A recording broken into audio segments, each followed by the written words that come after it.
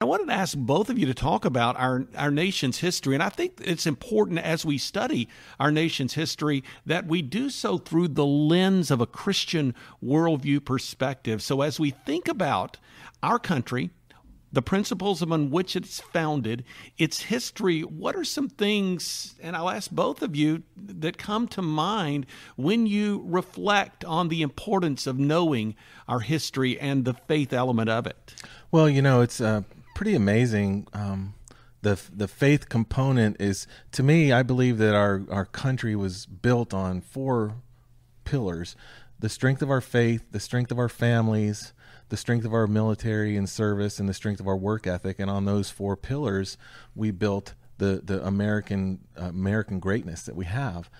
So the founding fathers are just used many scriptures in developing their vision.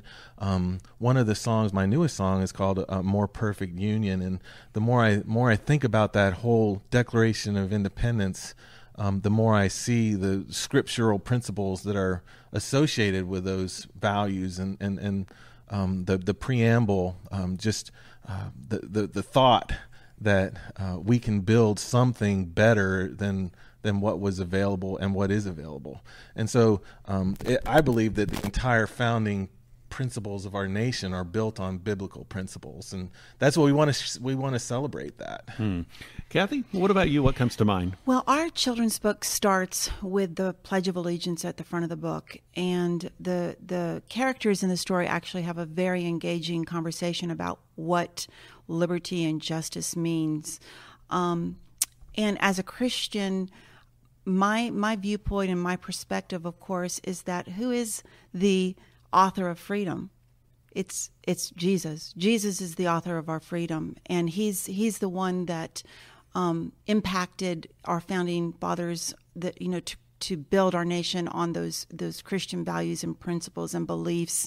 And so when we say one nation under God, that just tells such a rich aspect of our history, and wanting kids to be influenced by those Christian values, and understanding that ultimately God is the author of our freedom. He is the one that wants freedom in our life more than anyone. And our country from the beginning is founded on people who were willing to lay their lives down, and many giving the ultimate sacrifice to maintain the Lord's freedom in our lives.